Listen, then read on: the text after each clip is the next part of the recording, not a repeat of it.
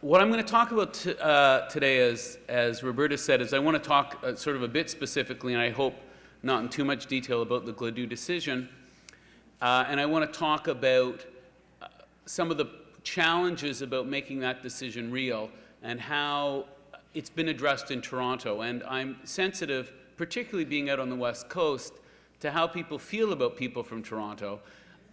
So I want to say at the outset that when I talk about how we're doing things in Toronto, it's not because we're doing it the best. It's just an example of how a community can respond to particular things. And some water was spilled, so I'm now going to dance around it. When you're lawyers, lawyers like talking about cases, and cases all have names. You know, there's the Oaks case, which is a case about the charter, and then, you know, there are all sorts of cases with these names attached to them. And for lawyers, these names don't really have any meaning. They're just touchstones. We say Oaks, we know what Oaks means. Stinchcombe means certain things. But all these cases have people attached to them. And I always think that, especially when we talk about the Gladue decision, we shouldn't talk about it, or one of the things we should do when we talk about it is talk about Jamie Gladue. Talk about who she is, and talk about how she ended up where she ended up. Because if we do that, I think we have a better understanding of what the decision's about, some of the challenges, and also a sense of the reality. Because these cases are about reality. They're about real people. They're about real lives. And Jamie Gladue was born in McLennan, Alberta in 1976. Her mother was Cree, died in a car accident in 1990. And she was raised, she and her other 8 brothers and sisters were raised by their father, Lloyd Chalafu, who was Métis. And when she was 17, she met Reuben Beaver, and they had a child together, and they moved out to BC from Alberta, and they moved to Nanaimo. And September 16th, 1995 was Jamie Gladue's 19th birthday. And she was living in this apartment, townhouse complex in Nanaimo, and there were a lot of other Aboriginal people in that townhouse complex, and there was a party. And, you know, she was 19, so there was drinking at the party. And things weren't really great. Although she was pregnant with Reuben's child, there were concerns she felt that Reuben might be cheating on her. In fact, there was a concern that, in fact, Reuben was cheating on her with her sister, Tara. So as the evening went on and the drinking went on, you know, it became less of a celebration and more of a problem. And at one point, Reuben left with Tara. They left the party, and then they came back, and Jamie Gladue thought something was going on, so they had a fight. They started yelling and screaming. And then eventually they went back to their apartment, and the yelling and screaming continued. And then Reuben ran out of the apartment, and he ran towards Tara's door, Jamie Gladue's sister, and was smashing on the door, saying, let me in, and Jamie Gladue ran out with a knife, screaming she was going to kill him. And as he was out in front of the door, she stabbed him. Now, those of you who, if you ever read criminal synopses, you know, you read that stuff, you're used to seeing, you know, the knife went in, and if it had been a millimeter here or a millimeter there, there would have been very serious injury, but fortunately, you know, nothing happened, and it was just a wound. But not in this case. In this case, Jamie Gladue went right in, and she killed Reuben Beaver almost instantly. He died. And she didn't really know what she'd done. After she stabbed him, she sort of stood up and jumped up and down like she was happy, like she'd done something. And she wasn't really aware of what happened. So he died. He died September 16th, 1995, and she was arrested. And she was charged with second-degree murder. And 17 months later, she pled guilty to the charge of manslaughter, and she was sentenced. And interestingly, something changed between the time that she stabbed and killed Reuben Beaver and her sentencing. Well, many things changed. For her personally, a lot of things changed. She gave birth to a son. She was diagnosed with a thyroid condition, an undiagnosed thyroid condition, and drinking alcohol exacerbates the thyroid condition and makes you sort of overly emotional. She completed an alcohol education program, and educational upgrading. So a lot of things happened to her personally in that period of time. But something else happened in that period of time. Almost a year later, almost exactly a year from the date that Reuben Beaver was killed, on September 3rd, 1996, Parliament passed new laws about sentencing that Tony Manaman talked about. And one of the clauses in that law, in the sentencing law, was Section 718.2e, which, as Tony said a court that imposes a sentence shall also take into consideration the following principles. All available sanctions other than imprisonment that are reasonable in the circumstances should be considered for all offenders, with particular attention to the circumstances of Aboriginal offenders. And one of the interesting things about law, interesting or frustrating, is that Parliament passes laws, but we don't actually ever really know what that law means until the courts tell us what that law means. Which means that it's not insignificant that people like Tony Manaman and Stephen Point and Murray Sinclair are judges, because there's an important role judges play. They tell us, in some ways, what our legislators meant, even if the legislators aren't sure what they meant when they passed laws. And so, eventually, 1999, the Gladue case wended its way up, made its way up to the Supreme Court of Canada. And it's interesting, when she was sentenced, when Jamie Gladue was sentenced, this law had been passed. Section 718.2e was in place. And the judge asked the lawyer, her defense counsel at one point, she said, so is this woman Aboriginal? And he said, yes. And he said, where was she born? He said, well, she was born and grew up in McLennan, Alberta. And the judge said, what, is that an Aboriginal? What kind of town is that? Is that an Aboriginal community? He said, no, it's just a regular community. I don't know what that means. That's not great advocacy on his part. And then it came time to sentence her. And her defense lawyer knew about Section 718.2e and said, well, Your Honor, you're sentencing her.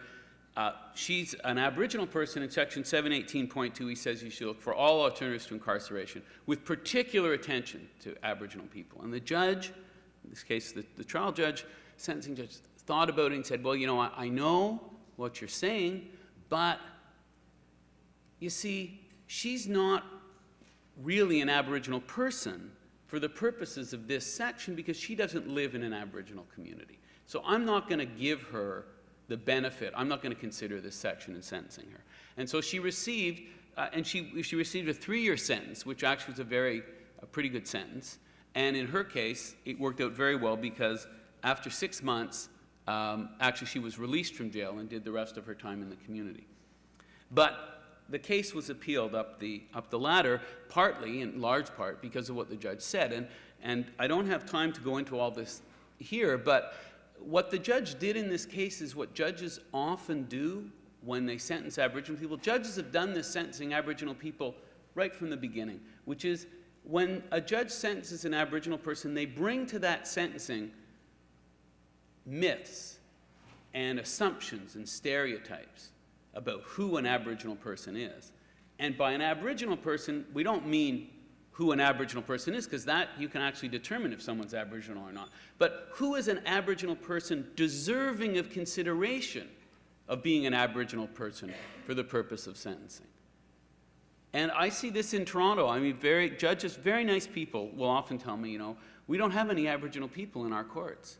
And I said, oh, you got lots. But they don't think they have any Aboriginal people, because for them, they have a vision, a picture of who an Aboriginal person would be. And so for these judges, many of them in Toronto, it means a person who's got a braid and who's named Big Canoe. Because that's an Aboriginal person. But someone who may be blonde, someone whose name is, and I'll just give you some of the names of the people who work in our office: Hansenberger, Eolfson, McDonald, McLennan. These aren't necessarily Aboriginal names. People don't necessarily they don't necessarily conform to the stereotypes people have. But historically, when judges sentence people, that's how they sentence Aboriginal people. You are deserving of consideration as an Aboriginal person, you aren't. It's an incredibly destructive process and incredibly counterproductive. And I'll talk about that a bit later. I want to talk about some of the things that Murray said before about that. So this case went up to the Supreme Court of Canada. And Aboriginal Legal Services, we were very fortunate because we appeared in the Supreme Court of Canada in that case. We appeared, along with the lawyer for Jamie Gladue, we appeared to try and talk about what Section 718.2e means, or what we thought it meant. And Gladue is a really significant decision. In some levels, you know, what's interesting is it doesn't tell Aboriginal people anything most Aboriginal people didn't know about the justice system. But it tells everybody else a lot. And we live in a world where the message is believed more depending on who the messenger is. So in this case, it means a lot that the court said certain things. That Aboriginal people have been saying these things for years is useful, but, you know, but when the court says these things, it's significant. But the court said some incredibly important things. And I'm not going to quote a whole bunch, but I just want to quote a couple things. One of the first things they said, I found astounding, but I'm very pleased. The court adopted the first conclusion that the Royal Commission on Aboriginal Peoples Bridging the Cultural Divide report made. The first conclusion about the criminal justice system. So this is the Supreme Court quoting the Royal Commission on Aboriginal Peoples approvingly. The Supreme Court saying, we agree with this. And this is what they said. The Canadian criminal justice system has failed the Aboriginal peoples of Canada, First Nations, Inuit, and Métis people, on reserve and off reserve, urban and rural, in all territorial and governmental jurisdictions. The principal reason for this crushing failure is the fundamentally different worldviews of Aboriginal and non-Aboriginal people with respect to such elemental issues as the substantive content of justice and the process of achieving justice. They quote from the Aboriginal, again, with approval, from the Aboriginal Justice Inquiry of Manitoba, which also found that the justice system failed Aboriginal people on a massive scale. And then the court says, talking about Aboriginal overrepresentation, these figures cry out for recognition of the magnitude and gravity of the problem and for responses to alleviate it. The figures are stark and reflect what may fairly be termed a crisis in the Canadian criminal justice system. The drastic overrepresentation of Aboriginal peoples within both the Canadian prison population and the criminal justice system reveals a sad and pressing social problem. Now, what's interesting here, one of the real interesting things that we lose sight of sometimes, is what has the court said here is the fact of Aboriginal overrepresentation represents a failure of the justice system. That's not to say that individual Aboriginal people who are charged with offenses don't bear responsibility for what they've done and shouldn't be held accountable for what they've done. But what it says is the reason that this problem exists and the magnitude it exists is not the problem of Aboriginal people. It's the problem of the system. The justice system has failed. It's the justice system that's failed. And so it then becomes, you would think, incumbent on the justice system to fix the problem. That part hasn't been as easy. But I think it's really important to keep these words in mind as we do this work. If you're interested in doing this work, as you do this work, this is what the Supreme Court of Canada said. That's useful stuff. When you're talking to people, when you're talking to judges, when you're talking to probation officers, when you're talking to parole officers, the Supreme Court has said the justice system has failed. Now, the court then talks about, what do you do about this? I mean, the system's failed, and so what? What's Section 718.2e about? And the court said, as Tony Mandeman said, you know, that when you read 718.2e, it's not an Aboriginal sentencing section. People often call Gladue the Aboriginal sentencing section, and it's not. It's about how everybody should be sentenced. But it says, with particular attention to the circumstances of Aboriginal people. Why are those words there? And the court said because the circumstances of Aboriginal people are in fact unique. And putting it another way, One of the difficulties that the criminal justice system has when they sentence people, when they treat everybody the same, is that Aboriginal people in this neutral system always get hammered. Or not always, but usually get hammered. Why? Because when we sentence people, you get a break if you have a job. You get a break if you have a house. You get bail if you have a job. You get bail if you have a house. If you have a long criminal record, it's harder to get out. And judges will say, we're treating everybody the same when we treat people that way, but what happens is that Aboriginal people inordinately get caught up in this system. And there are, as the Aboriginal Justice Inquiry in Manitoba pointed out, there are systemic reasons often why Aboriginal people end up, for example, with horrendous-looking criminal records. Aboriginal people often find it harder to get bail. They're not as well represented. They can't always afford counsel. They're not always well represented by defense counsel. In some respects, as Tony Mandaman said, Aboriginal people are more inclined to plead guilty, but that's not a good thing in the criminal justice system. I don't know if you've ever seen a CPIC report. It's your list of criminal convictions. So there are two parts to a CPIC report. There's the list of convictions, and then there's a line, and then there's what's called the below-the-line part. And when you're being sentenced in court, the Crown can only read from the above-the-line stuff, because below the line is the charges that have been withdrawn. So the above the line, or here's what you've pled to or been found guilty of. Below the line, here's what's been withdrawn. Well, interestingly, and I can't give you I haven't given a whole scientific study for this, but it was pointed out to me recently by a Crown who sits in the Gladue Court, which I will talk about soon. That one of the things that strikes him as really interesting is when he looks at the criminal record of many Aboriginal people, there's hardly anything below the line. So normally what happens in the course of the day, if you're arrested by the police, which I hope never happens, but if you're arrested by the police, you are rarely, again, this is at least in Toronto, you're rarely charged with one thing. You're usually charged with 2, 3, or 4 things. Because that's sort of how the system works. You're charged with a bunch of things, and then you negotiate, and some things come on, and some things come off, and you deal. But if you plead as soon as you're arrested, and you don't have counsel, then nothing gets taken off. There are no deals. The Crown doesn't say, oh, you're going to plead to 4 things, you don't have anyone, oh, fine, I'll just knock 2 off just out of the kindness of my heart.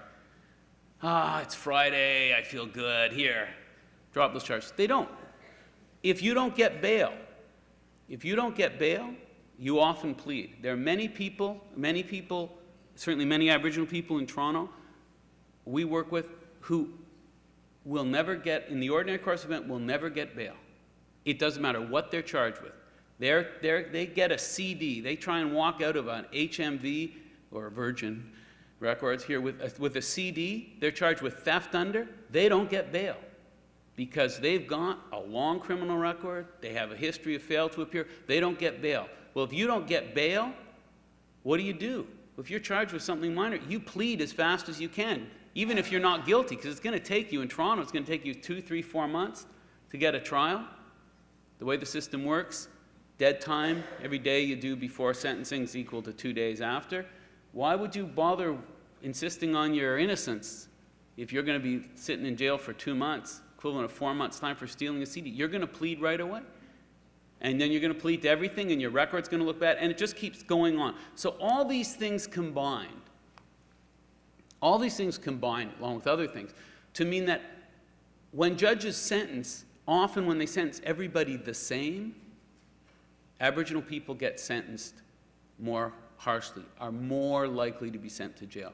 As Murray said, it's one of the fascinating things, tragically fascinating things, is that even after Professor Michael Jackson's study locking up natives in Canada in the late 80s, which was sort of the study that brought the issue of Aboriginal over-incarceration to the fore, and people decried that. This is awful. What's happened? Every time a study's done, the numbers keep going up. They go up and up and up. In British Columbia, I happen to have the numbers for you. I think then from 95 to 2000, the percentage of Aboriginal people in provincial jails in BC went from 17% to 19%, which is almost a 12% increase. So the numbers just keep going up. We study it, we look at it, we wring our hands, and not only does nothing change, nothing changing would be good. Nothing changing would be progress. But instead of nothing changing, things get worse. So, how can Gladue help? How might it help? Because one of the things we know is 1996, this section came in. Things didn't get better for Aboriginal people from 1996 in terms of over-incarceration. But there's hope. There are ways that Gladue can be used. And so what the court said in Gladue is that what's unique about Aboriginal people that requires judges to consider these issues in sentencing? Why does the section say, with particular attention to the circumstances of Aboriginal people? First of all, there's what the court calls the systemic factors which play a part in bringing the specific offender before the courts.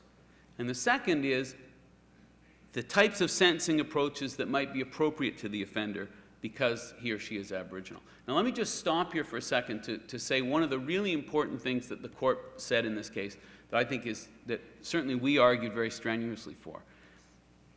The Gladue decision applies to all Aboriginal people. All Aboriginal people. Status, non-status Indians, Inuit, Métis, wherever they are in Canada. Wherever they are in Canada. The only Aboriginal person, if there's one Aboriginal person in Stratford, Ontario, and she's going to be sentenced, you can't say, well, we can't do anything about it because you're in Stratford. The law applies to all Aboriginal people wherever they are. Clearly, the judge in Gladue was wrong when he said, oh, it's Nanaimo, it doesn't really count. All Aboriginal people are entitled to consideration. Now, what are these systemic factors? And Murray talked about some of them. There's the sense of dislocation from community. One of the myths, I'll just highlight, one of the myths when judges would sentence Aboriginal people, one of the myths is, if you're going to be entitled to some consideration for special sentencing, it only should be available to Aboriginal people who are connected to their community. There's a case from Saskatchewan called Morin from the Saskatchewan Court of Appeal about sentencing circles. And it says, if someone's going to have a sentencing circle, you want it to be someone who's connected to the community. Well, the trouble is, that's not what the research shows about who gets in trouble. We run at Aboriginal Legal Services of Toronto a criminal diversion program called the Community Council. It's been running since 1992. It's one of the longest running criminal diversion programs in Canada. We take an incredible wide range of offenses, and we keep a pretty extensive database. We've had well over 1,000 people who've been through our program, some more than once, some more than 3 times.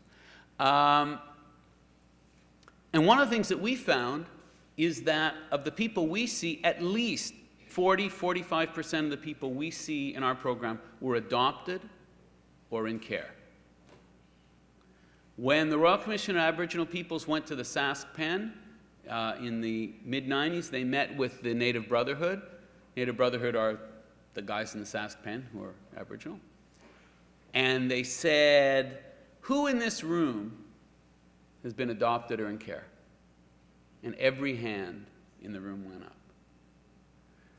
Correctional Services of Canada has done studies on the effect of family dislocation, adoption, being put in foster care, and you're involved in the criminal justice system. And not surprisingly, they find that generally, if you were adopted, if you were in foster care, you are more likely to end up in jail than if you weren't.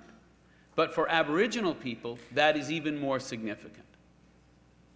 So this family dislocation is incredibly important. The people, in fact, often who need the most consideration in terms of sentencing, Aboriginal people, are those people who are the most estranged from their culture. Well, this person's not really Aboriginal. They were adopted when they were 1 year old or 2. They're not really Aboriginal. We don't have to sentence them as Aboriginal people. But in fact, that's incredibly important. They know, all the kids that we work with, or the adults we work with who are kids, they know they're Aboriginal. They know that's who they are. They don't know anything more. Most of them can't tell you, I'm from this nation. They can say, I'm an Indian somehow. They don't know what that means. They don't have any positive sense of it. They have all the negative senses of it. And they're the ones, it's that dislocation, the people who in fact are incredibly disconnected from the community, who have never been connected to the community, who need consideration. That's the systemic factor that needs to be thought of by the court in terms of sentencing, but is often ignored. So those sorts of systemic factors, the impact of residential schools, not just on the generation who went to schools, but the subsequent generations, the impact of the 60s scoop and the massive adoption of Aboriginal kids. There are communities in British Columbia that had no children in the 60s and 70s. There were no children. They were all gone. Something that, by the way, is starting up again. We're seeing again. Those sorts of factors are really important. And the trouble is, you see, judges don't get that information. They don't know that information. They rarely get that. Tony Mandelman talked about a 15-minute sentencing. Well, the experience in Toronto is a sentencing in Toronto, and I'm not kidding here, takes 2 minutes. If the courts in Toronto are going to sentence all the people they have to sentence, it'll take about 2 minutes. That's not a lot of time to get a lot of information before the court. And less time if the lawyer doesn't know anything about their clients. And many lawyers, and you go to law school and you think, if you want to do criminal, I want to do criminal law, you watch TV, you watch, I guess now you watch Law and Order and whatever else the other law shows are, and this is what I want to do. And you think it's trials. I'm going to do trials. Well, the reality is most people, if you do criminal law, most of your clients are going to either plead guilty or be found guilty. But most of your clients, you're going to be doing guilty pleas. That's what you're going to do. And when I went to law school, a long time ago admittedly, but when I went to law school, we didn't have one course on sentencing. Now sentencing, there's like a specialized course on sentencing. Lawyers don't spend a lot of time on sentencing. Often lawyers know very little about their clients. The lawyers, particularly lawyers who run, and I don't want to bash defense counsel here, but any defense counsel in the room? Okay, all right. So, you run a high volume defense practice. You don't know your clients that well. You know them, so they keep, they call you every so often when they're arrested, but you don't know them. So here's what a friend of mine who's a good criminal lawyer in Toronto calls the Swivel Head defense sentencing submission.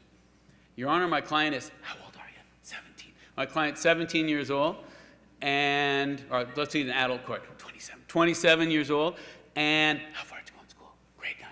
Has a grade 9 education, and has, do you work? I'm going to be a roofer. And has employment as a roofer if he's released.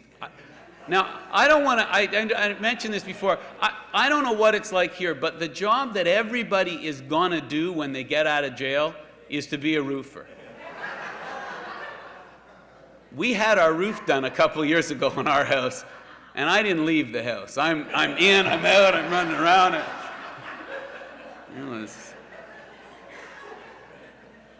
But the trouble with this is, what does the judge know about this person? The judge knows nothing about this person. The judge knows nothing about this person. And to be fair, to defense counsel, it's hard for lawyers to talk to their clients. They don't have a lot of time. Legal aid cuts, you don't get a lot, you're not paid a lot. You're paid very little for a guilty plea. So it's hard to know about your clients. Lawyers, have the same foibles and difficulties as everyone else. They often don't know how to talk to their clients. The reason we have an Aboriginal court worker program in Canada is because lawyers can't talk to their clients, even if language isn't a problem. Family used to go to sweats, they don't anymore. Lawyer writes, what is a sweat? The lawyer doesn't know what a sweat is, doesn't know how to ask. What if the client starts talking about sexual abuse? That's hard. It's hard for anybody to hear that. Many lawyers don't know how to deal with that stuff, so they don't ask those questions because they don't know how to ask. Clients don't always feel comfortable telling them. They don't know how to tell them. This is their lawyer. They don't talk about this stuff. So nothing gets said. You just don't know. So that's one problem. You have these systemic factors that, how do they come forward? And the second thing that the court says is, Gladue is not a sentencing discount case. Okay, Gladue is not a case where you say, well, Your Honor, this guy would get 6 months, but look at him. He's an Indian. Knock 3 off. Okay. That's not what Gladue's about. Gladue's not a sentencing discount case. What Gladue is about is starting from the premise that we know that jail doesn't work. It doesn't work for anybody, and the court's very clear. The court spends a lot of time in Gladue talking about Canada as a country that jails too many of everybody. Canada is number 2 or number 3 in the Western world in terms of use of jail. The only reason we feel smug about it is because we're next door to the Americans, who are just nuts about it. But if the Americans weren't just so jail crazy, we'd be number 1 or 2, and that's not an honor anybody wants. But we jail too many people, but for Aboriginal people it's even worse. But what we know is that jail doesn't work. It doesn't work for most people. It certainly doesn't work for Aboriginal people. And one of the reasons it doesn't work, the court says in Gladue, is because Aboriginal offenders, as a result of those systemic and background factors, are more adversely affected by incarceration and less likely to be rehabilitated thereby, because the internment milieu is often culturally inappropriate, and regrettably, discrimination towards them is so often rampant in penal institutions. Very nice words. There's racism in jail. There's racism throughout the criminal justice system. The court acknowledged it in a case called Williams. They've acknowledged it in this case. That's why jail doesn't work. So jail doesn't work.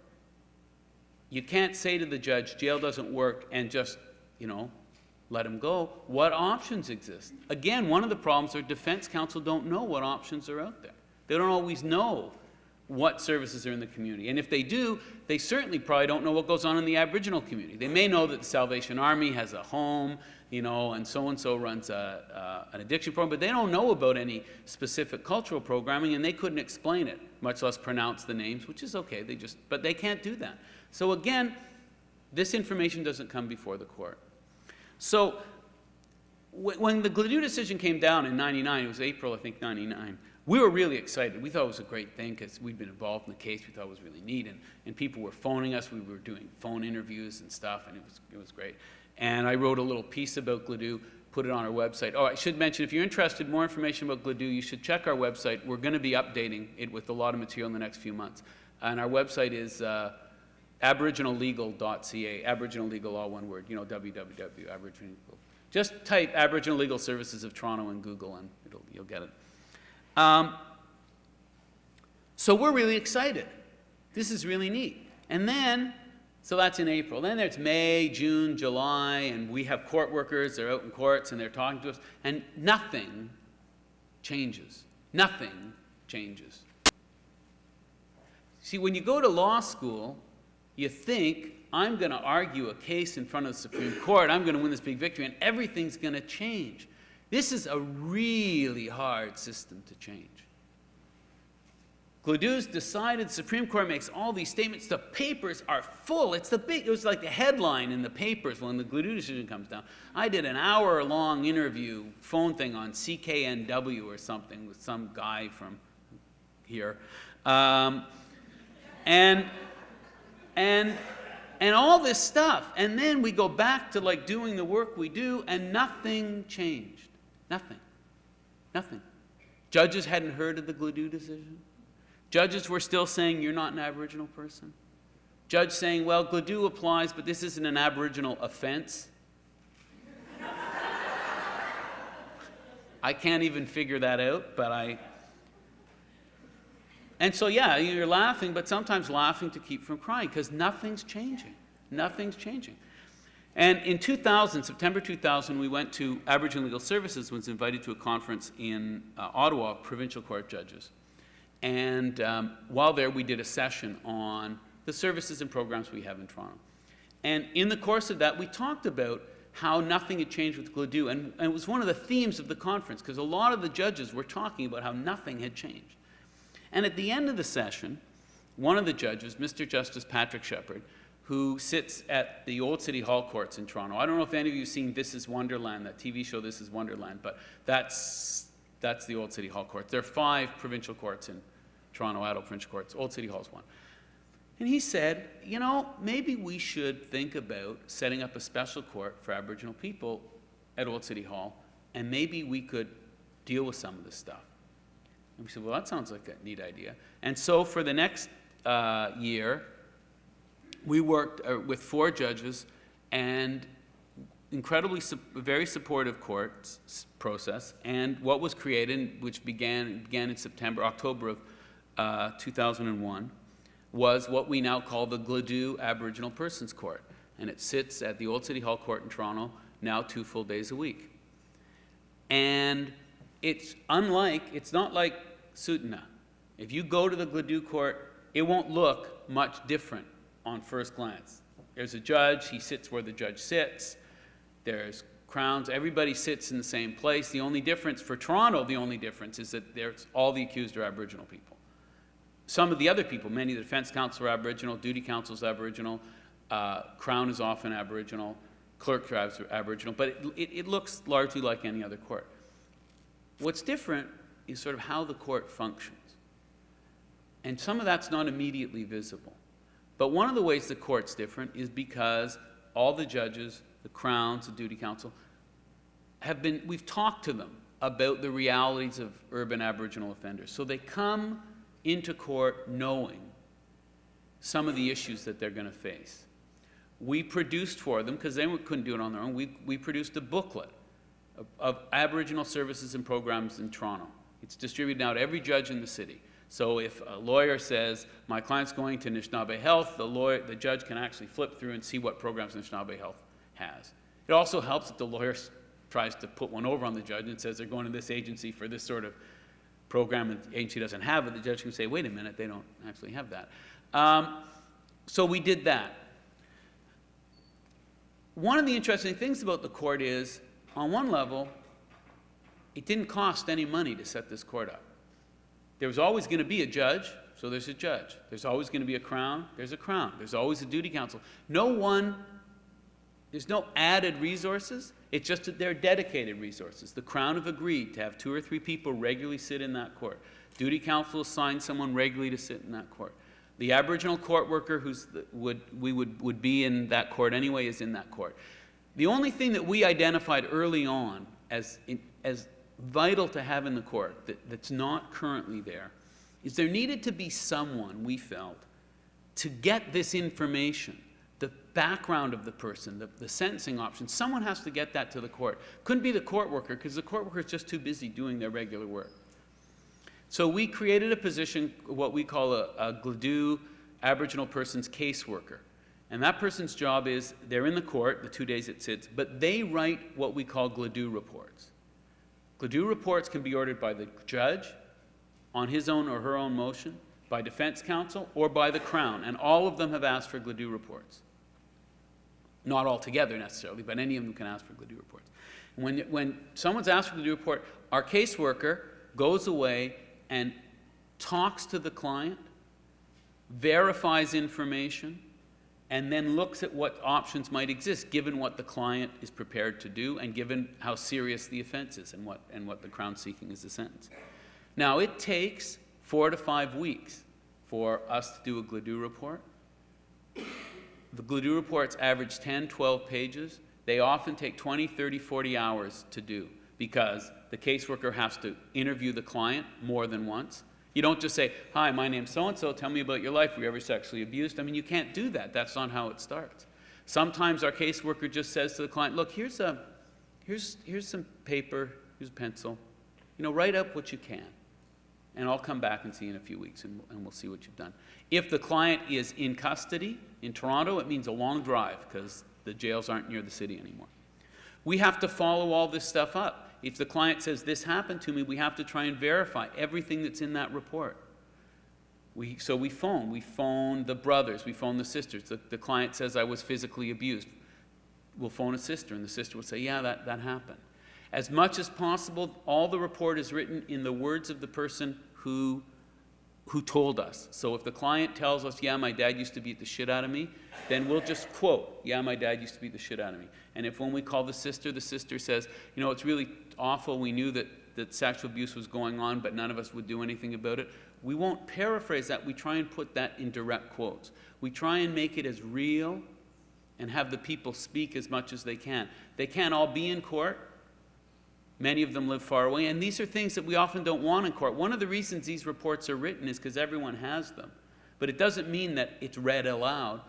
It doesn't mean that everyone has to know the abuses or what's happened to them, because that's very difficult. Often it's very difficult for people to share that. So it takes a long time to get that information from a client. It takes a long time to verify that information. And then the second part of the process, which is just as important, is now we know how this person got here. And that's the purpose of the background. Here's where they're born. We say where that place is too. Someone's born in Mishpakoten, you can't just say they're born in Mishpakoten, because the judge doesn't know where that is. You have to say it's, Wawa, and move on from there. So you need to give that information. You need to put a background. Who is this person? How did they get there? We had a client who was in 25, 30 foster homes by the time they were 5 years old. You don't need a lot more explanation to try and figure out what happened to someone. Why are they before the courts? That's not hard to figure out. But, again, the question then becomes, now we know what has happened to this person or how they got here to some extent. What do we do? And so the report then looks at options. What options exist for sentencing? Let's say the person wants drug-alcohol treatment. It's not enough to say the person should go to a drug and alcohol treatment center. We call the treatment center. We do the intake interview, or someone does the intake interview. We send it up to the treatment center. We get confirmation when the person's been accepted. Then when it comes back, if the person's in custody, he comes back up, we say, well, Your Honor, the person's been accepted on April 23rd to the program in Blind River, and we will pay for a bus ticket because we have money from bingo. Take it where you can get it. And if necessary, we'll buy a ticket and we'll send this person up to Blind River to make sure they get into the treatment program. If they need housing, we'll say they'll work with so-and-so to get housing. We'll try and put together as detailed a plan as possible. Now, the report doesn't recommend, these aren't sentencing recommendations. We don't say he should get 6 months or 9 months. We just say, here's the person's background, here's the person's life.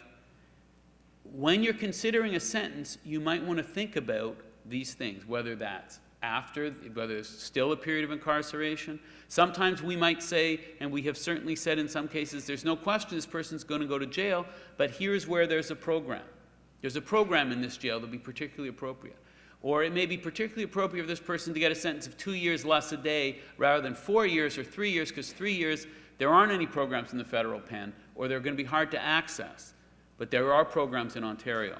And Gladue is about the Gladue decision says, look for the least restrictive way to deal with someone. So that's what we try and do. We write these reports, again, they take a lot of time. And this raises a couple issues. Since I've ticked off the defense counsel and the roofers in the audience,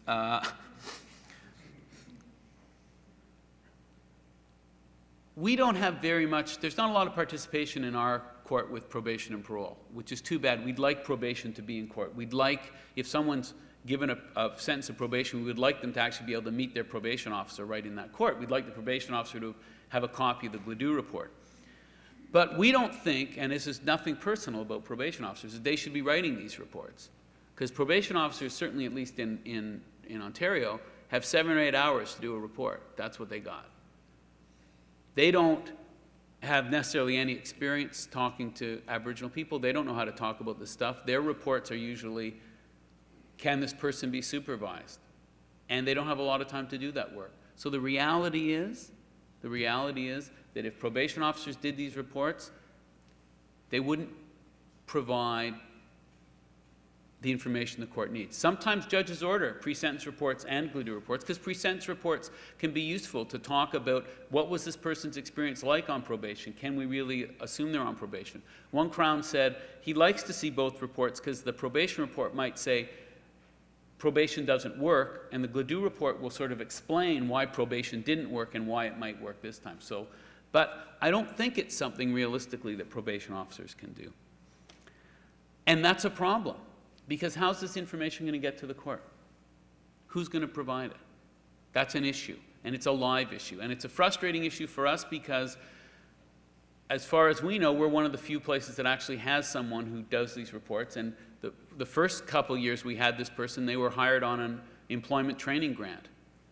We could have them for 12 months, and then we'd have to hire someone else. Now we have some funding for that one person, but that's it. We're getting calls. The person who does our Gladue reports get calls from all the courts in Toronto. We've got calls now from around Ontario to do these reports. We can't do that with one person. So that's an issue. I want to talk about a couple other challenges with Gladue, and I want to try and hopefully finish with something ringing and uplifting. We'll see. Here are a couple things about Gladue I think are really important that have been a subject of some debate. One is, what's the relationship between Gladue and bail hearings? Because some people say that the Gladue decision only applies to sentencing and has no relevance to bail at all. One of the things that happens in Gladue Court that's very significant is that the judges in Gladue Court do bail hearings. Normally in Ontario, bail hearings are done by JPs. Okay, I'm going to add them on the list now too. Okay, JP. And JPs often operate in a very pressured environment. It's a lot. They've got a whole bunch of cases. Ontario is awful. There are more people in Ontario in jail because they've been denied bail than in jail serving a sentence. It's a scandal. But people don't get bail. And often JPs are very pressured. They don't have a lot of time. The Crown's urging that they not be released. Police are urging they not be released. Duty counsel's not sure what's going on. They don't get released. The trouble is, as I said before, if you don't get bail, you plead right away. And so in the Gladue Court, what the judges said was, bail has to be part of the Gladue equation, because if it isn't, we can't use Gladue. If all we're able to do is give someone credit for time served, then we can't use the Gladue provision. So bail, thinking about bail creatively, has to be part of the Gladue process. And there actually are now a couple cases that talk about this, and we're going to try and get copies of them and put them on our website. So that's one issue about whether Gladue applies on bail. Another very big issue, and I'm going to not go into huge detail about this, not to bore the non-lawyers in the crowd, but the Supreme Court of Canada in Gladue, there's a case that followed Gladue called Wells. And the Supreme Court was a bit unsure of itself. When you read Gladue and you read Wells, you're really not sure what they're trying to say, because sometimes the court says, you have to look for alternatives for Aboriginal people. All Aboriginal people, any case. Then they say, but in serious cases, the sentences for in serious and violent cases, the sentence for an Aboriginal offender will probably be the same as the sentence for a non-Aboriginal offender. And so a lot of people have seized on this to say, well, if it's a violent offense, Gladue doesn't apply. Gladue doesn't apply, people say, to violent offenses. And that clearly is wrong. Gladue applies to the sentencing of any Aboriginal person charged with any offense. But the question is, what happens if it's a violent offense? Does that mean that you don't have to keep all these other issues in mind? And again, the Supreme Court has been unclear about that, but there have now been a series of decisions, certainly in Ontario and other places, that have been very clear that Gladue applies in all cases. There's a case called DAH from Ontario, which is an incest case. Yeah, I mean, you don't get more serious than an incest case. And the Ontario Court of Appeal is very clear that the proper sentence for an incest case would normally be 3 years, at least. The Court of Appeal sort of set a tariff for sentence. But they said in this case, knowing what they know about this offender and his life, and knowing what he's done and what other options exist, they approved a sentence where he did not go to jail. They approved a conditional sentence where he didn't go to jail. And there are a number of cases like this. Again, we hope to get some of them on our website. A number of them have come out of cases that we've done in Toronto where we've written Gladue reports. So I hope it's becoming clear that Gladue applies in all cases. It's true that if it's a violent offense, there are concerns about releasing someone into the community. But because an offense may be violent does not mean that the person should not be, that Gladue should not be considered. Gladue has to be considered in every case. You obviously have to do a lot more work. If the Crown's looking for 3 or 4 years in jail, we had a case involving a bank robbery. You know, that's a very serious offense. The Crown was initially looking for 3 years in jail. So you have to do a lot of work. You have to spend some time trying to figure out, so who is this person? How did they come before the courts? What are the issues in their lives? I mean, those are all things that have to be done. But Gladue applies in all cases. One of the other issues, a couple other issues, I guess, one of the other problems we have, and we're very lucky in Toronto because we have a lot of resources. One of the questions are resources. What do we do, for example, with people with FASD? I mean, it's a huge problem for us. We have clients where at one point their Gladue decision was get an FASD assessment. We've just now got opportunities to assess people for FASD in Toronto. But what if, I mean, that's not the greatest thing. Maybe we need to actually have programs. I mean, one of the difficulties are you have to work with what you've got, and if you don't have a lot, that's problematic. Although the Supreme Court makes clear again, they make clear in Gladue, it's preferable often if the person has access to Aboriginal programs. But if you're in a community where there aren't Aboriginal programs, you can still, whatever programs are out there. But there are issues, and Tony talked about this, Murray talked about this, and one of the problems is if you want to do things differently, there need to be more resources, and we're not there yet. There aren't more resources. What's happened is Gladue comes down in '99, and, okay, so I'm now in Salt, just let me, there's Defense Counsel, roofers, JPs, probation officers. Okay, now I'm going to go, so I really like the Supreme Court of Canada. But many of them have never actually been in a trial court, a sentencing court in their lives. And those that have, it's often been 15 or 20 years. So one of the big questions that goes unanswered in Gladue is, how does this stuff happen? They talk about the fact that the judge should expect all this information about the client. Where's it going to come from? Who's going to give it to them? There hasn't been that commitment to provide the resources needed to make Gladue real. That has not happened. We've advocated long and hard that the Gladue report writing function is akin to a court work function, but you shouldn't ask court workers to do it too. It's impossible to do it all. So that's a struggle. And without those resources, it's going to be incredibly hard to do the work. So this is what we've learned. This is what we've learned, meaning not you. I don't know what you've learned. What we've learned at Aboriginal Legal Services. We've learned that sometimes legislation can make a difference. Sometimes going to court can make a difference. But we've also learned that you can't stop with that you have to keep working. If Gladue is going to have any meaning in this world, it's going to be people like you who are going to make it have any meaning. Because as much as people in the system say they want change, they don't know how to do it. So it has to come from the communities. People come from different communities. In some communities, small communities where there are reserves, it may be just getting information before the court. You don't need permission to bring information before the court. If it's a sentencing, the rules of evidence are relaxed. There are ways of getting information before the court. But that's what has to start happening. The system, we know, it's 2004.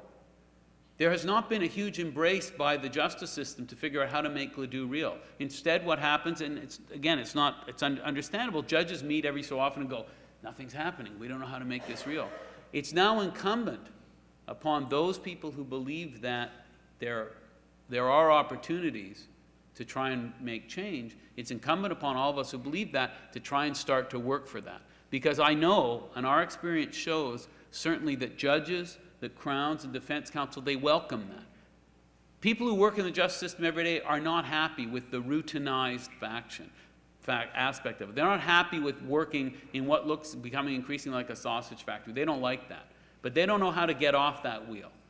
And sometimes what needs to happen is people from outside, who often have been left out and felt excluded from the justice system, have to try and find a way in to provide that sort of information. If nothing else, the experience in Toronto, I think, shows that can happen. And I hope that this talk has given you some ideas. And if you are working in this area, please don't hesitate to check our website, send us emails, let us know, and good luck. It's very important work. Miigwech.